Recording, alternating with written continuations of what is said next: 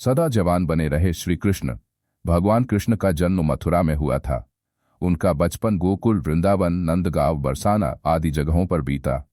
द्वारिका को उन्होंने अपना निवास स्थान बनाया और सोमनाथ के पास स्थित प्रभास क्षेत्र में उन्होंने देह छोड़ दी। दरअसल भगवान कृष्ण इसी प्रभाव क्षेत्र में अपने कुल का नाश देखकर बहुत व्यथित हो गए थे। वे तभी से वहीं रहने लगे थे। एक दिन वे एक वृक्ष के नीचे विश्राम कर रहे थे, तभी किसी बहेलिये ने उनको हिरण समझकर तीर मार दिया। यह तीर उनके पैरों में जाकर लगा और तभी उन्होंने देह त्यागने का निर्णय ले लिया। एक दिन वे इसी प्रभाव क्षेत्र के वन में एक पीपल के वृक्ष के नीचे योग निद्रा में लेटे थे।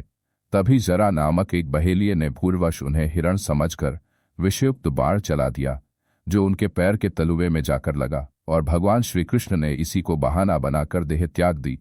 जनश्रुति अनुसार भगवान श्री कृष्ण ने जब देहत्याग किया तब उनकी देह के केश न तो श्वेत थे और न ही उनके शरीर पर किसी प्रकार से झुर्रियां पड़ी थी, अर्थात वे 119 वर्ष की उम्र में भी युवा जैसे ही थे। कृष्ण की द्वारिका। भगवान कृष्ण ने गुजरात के समुद्री तट पर अपने पूर्वजों की भूमि पर एक भव्य नगर का निर्माण किया था। कुछ विद्वान कहते हैं कि उन्होंने पहले से उजाड़ पड़ी कुशस्थली को फिर से निर्मित करवाया था। माना जाता है कि भगवान श्री कृष्ण अंतिम वर्षों को छोड़कर कभी भी द्वारिका में 6 महीने से ज्यादा नहीं रहे।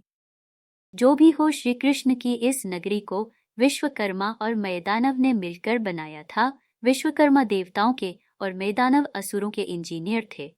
दोनों ही राम के काल में भी थे।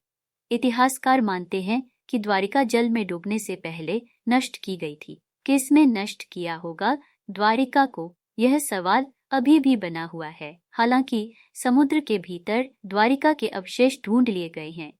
वहां उस समय के जो बर्तन मिले हैं वो 1528 ईसा पूर्व से 3000 ईसा पूर्व के बताए जाते हैं।